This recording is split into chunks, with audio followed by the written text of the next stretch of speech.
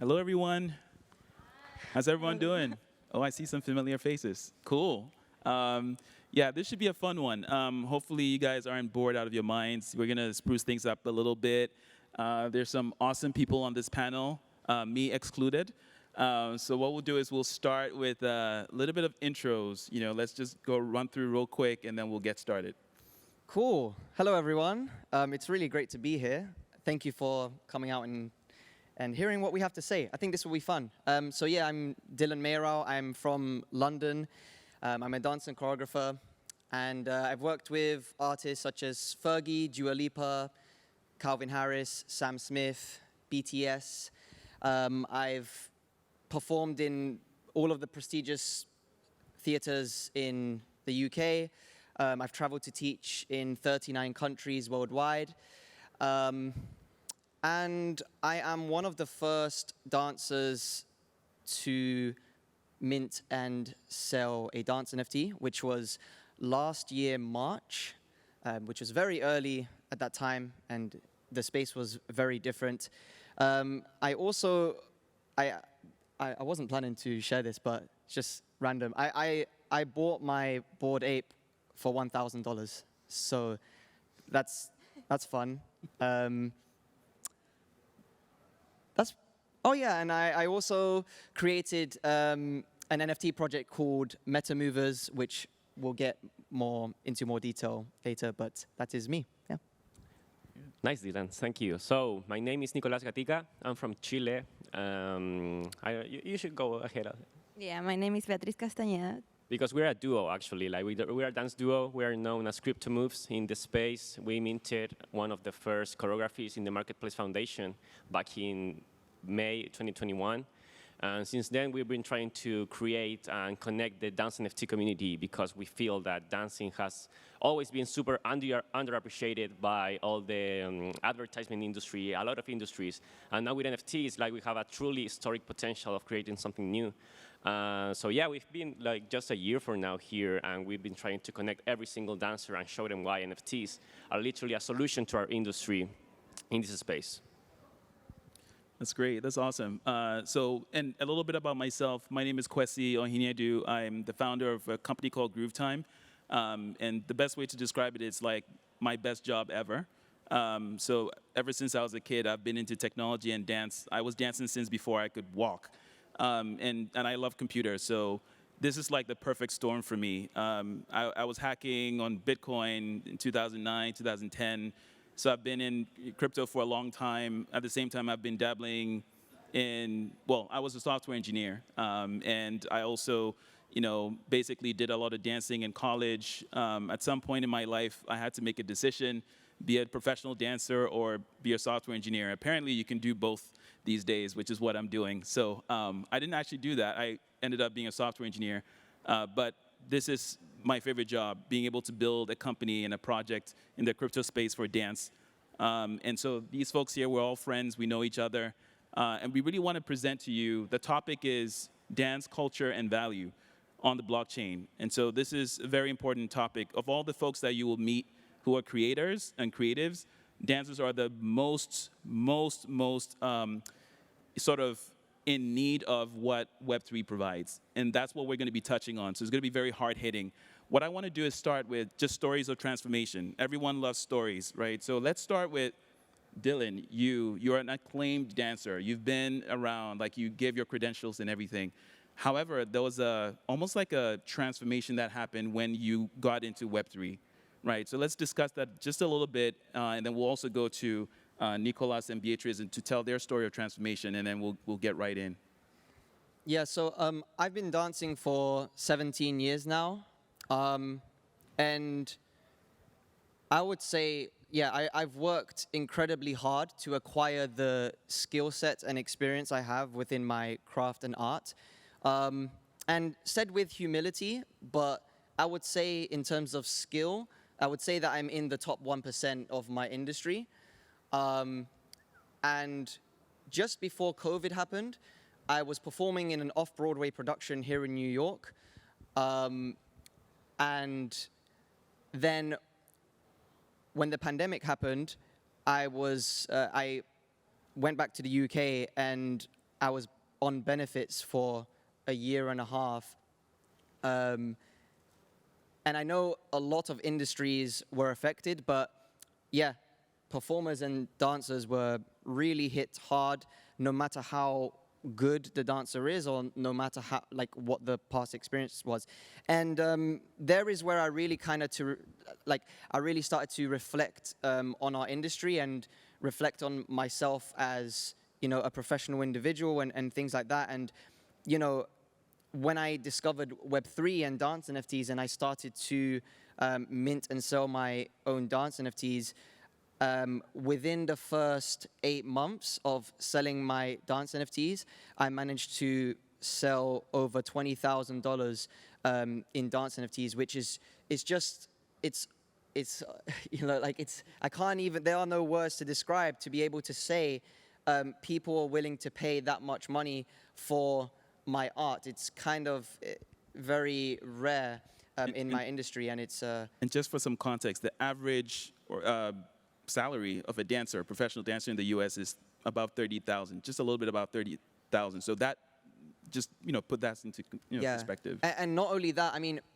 in my professional career, I went down more the route of teacher and choreographer, because I really wanted to be in control of my career and my choices, and I felt like I wanted to build my own brand, also because I fell in love with choreographing and teaching. But I felt like with that, in comparison to a dancer, where I feel like they're relying more on third parties, and they're relying more on their agents, and you know, hoping opportunities come to them rather than, yeah, like that. And I feel, you know, I was always about taking ownership of my art and career path. And with NFTs, it just felt like that next level up, where I'm truly in control of my art and of my value. And also just talking about, you know, I've sold many dance NFTs, and there's royalties as well. If that resells, like, to have royalties on my art is just, again, unheard of for a dancer.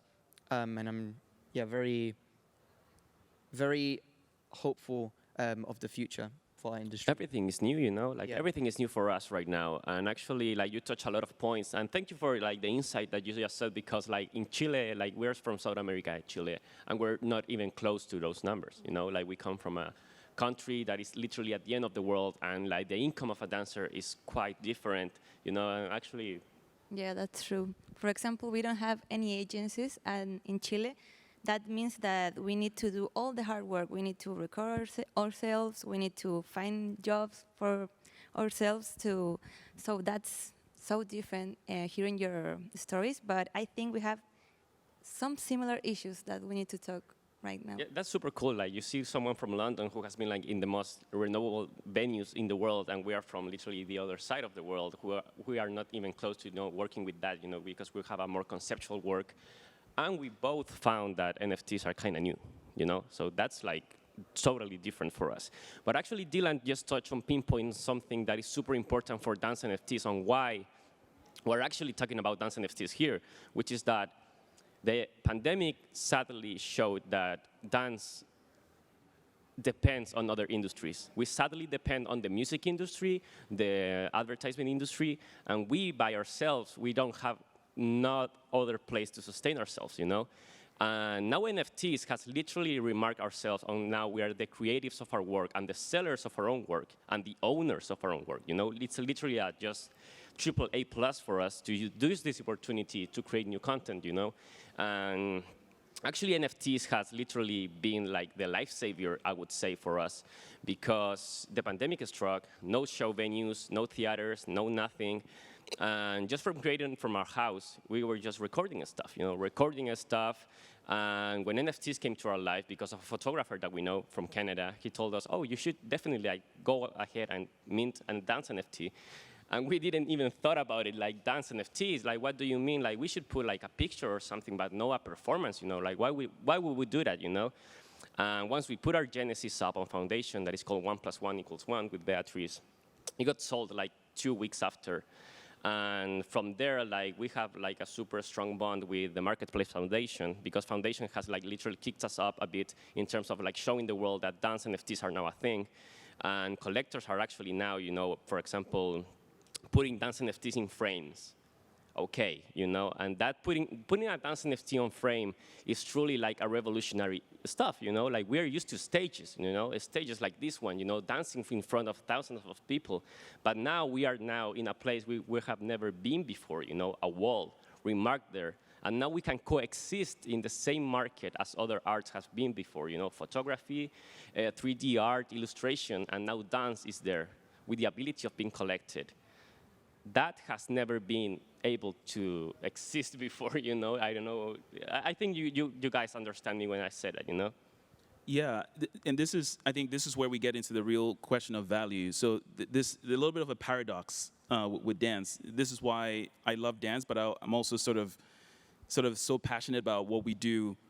So everyone here has created some value for someone else, right? And the way dance works is, you know, as Nico mentioned, it's sort of reliant on other industries. But I would flip it and say other industries rely on dance, except dance doesn't quite capture the value that it creates. So I'll give you an example. So, you know, Apple, right? Everyone knows Apple. Everyone has seen the first iPod commercials or EarPods, right? And even now, when you see commercials from Apple, what do you see? Dancers. Dancing, right? They're either in silhouettes or they're, you know, you can see them in plain view. They're dancers. Super Bowl, right? You got dancers like pretty much on every stage. Dancers are everywhere. Dance is sort of everywhere, but in this weird way, people don't realize just how much dancers struggle. So therein lies the opportunity, right? And so when we talk about value, so why Web3, right? So when we're thinking about NFTs, well, NFTs are generally sold. Dance has never actually been sold, right, in that way. You tend to go to a show, right? You experience dance. Or you might just watch dance on YouTube or TikTok for free, right?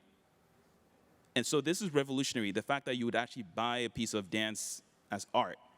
And that's very different from how people think about things. But if you think about all the industries that rely on dance, they in some way require dance to actually be successful.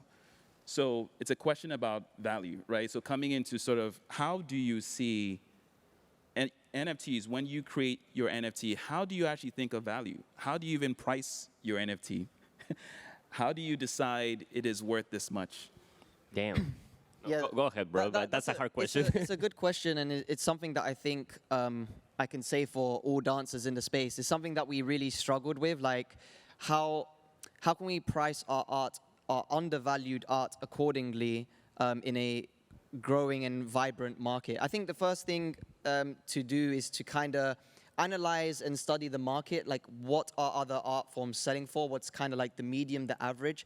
So, you know, if photography NFTs are selling for 10,000, 2D NFTs are selling for 10,000. Like, let's say every NFT art is the average 10,000. We can kind of start with that data there, and we put that there. And then I guess this is where it gets tricky, like how valuable is dance? Like on average, if I was to choreograph a piece for an artist, how much would I charge for that in the real world? How much would I charge for a dance performance? And that's tricky because I feel like that is undervalued. A better question I ask myself is, how much did I invest in my craft? How much time, money, and effort did I invest in my craft? Who in the world can do what I can do? And that's the way I like to think about my art. And then I guess I don't think there's any shame with testing the waters and just seeing, you know, maybe for my first NFT, I'll price it at a reasonable price, regardless of what everyone else is pricing. I'll just kind of test it out. And then from there, you can see if there's interest. But as well, like, this is a tricky one because I could say, okay, I think my art is worth $10,000. But realistically, to be completely honest, the NFT market will see that and think, 10,000 for a dance video? I don't know if dance is that valuable, you know, in a subconscious sense. But so far, it has worked because, like you said, I'm minting a dance NFT and it's next to many different mediums of art. And then they're not seeing this as a dance video, they're seeing this as a digital piece of art. And dance is a language, and if they are touched by my art, then suddenly it's a digital piece of art. It's not a dance video. It's like, oh, this makes me feel a type of way, and I can own this. And then I think the value could increase there. Definitely. I think that the question is like, well, when we started, I think we all had the same issue, you know, like we didn't knew how to price our stuff because we didn't have a reference price, you know, like we were literally. Sorry, we have like lower prices than usual, so it was feel weird. It was super weird, you know, like what do we do now, you know? But after that, as Dylan said, like I think now, for example, for us, it's different because now we have the mindset of working now for an NFT or a live performance, you know? That for me and that for Beatriz, I think is like what are resembling now, you know? Now working for an NFT piece is totally a different process for us, you know? We know how much the value is. We know how much our floor is right now thanks to our collectors, you know? How much people are willing to pay for a dance NFT, and that's actually why our last drop, for example, was no reserve price. You know, we are trying to expand the vision on seeing how normal people will pay for a dance NFT, you know. We're just testing waters, you know, as Dylan said, we're just testing pieces, but still, you know, it's just a matter of fact of how you feel that you're worth, how many years you have put into your craft, how many people do whatever you can do, you know. And we have to obviously have in mind that we work with our body, you know, like everyone has a body, we create from nothing, you know, which is also like an important thing that we always realized. But yeah, like it's been like that for years, and now with NFTs, we literally have like a clue of seeing, okay, people are willing to collect this for this price, you know, and it's super open, which is nice, you know, there's no like a big gap, you know, like there's everything in the market right now going with dance NFTs. It's really exciting, right? Because pricing is always surprising in Web3. I mean, even with visual artists, you know, being surprised that people would buy their art for the amount of money they buy. And this is all just, you know, we're still figuring it out. And, you know, we've been in the NFT space. But it's clear that we always get surprised, right, by how much people are placing value on dance, or you talk to someone and they go like, oh, wait, wow, yeah, I mean, this is really interesting. I would invest in it. So dance NFTs or dance itself suffers from almost this awareness, you know, problem of like, this thing can stand on its own. Because when people see dance, they see, oh, a music video with dancing, or they see a commercial with dancing, or they see, you know, a show that has dancing. But dancing as a front and center thing is sort of foreign. And when they see that, it's free, you know, TikTok and so on. So what's interesting about dance, though, and this is my addition to it, is this sort of broadening our minds around like dance. So like, I'm not going to poo-poo on any other NFTs in this space, but I'm biased. So you look at generative art, you look at music, you look at all of these different modes of media which you would buy. There's usually one way to enjoy it.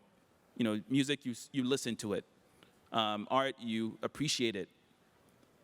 And I would wager that dance has multiple ways of, you know, immersion, right? You can see it, but you can also hear it because it's going with music. So there's an entertainment factor, but there's also a utility factor where, you know, you look at video games, right? You look at, for those, is anyone in gaming here? Show by hands. Okay, well, good. So if you played Fortnite, which most people either know about or have played it, well, emotes are just dances, like they're just dance moves. And all of those have value. You don't think about where they're coming from, but they're actually coming from real people that actually create those moves. So a single dance NFT can serve multiple uses. And that's a very, very interesting proposition, very lucrative if you think about it. The problem is just that most people don't understand that that can actually exist, and that these NFTs can have rich substance behind them that can serve different industries. So I'll give you an example. So dance has influenced lots of different industries, fashion being one of them. Fashion is a $750 billion industry. When you think short pants, you think Michael Jackson, right? You know, when you think, you know, the baggy pants, you know, you think MC Hammer, right? Dancers have actually sort of really pushed the edge on fashion. So now you start to transpose that into digital fashion, right? That's very interesting. Dancers can really be a conduit for fashion. But also dances can be a conduit for music. Music is literally dance is how music gets distributed on TikTok.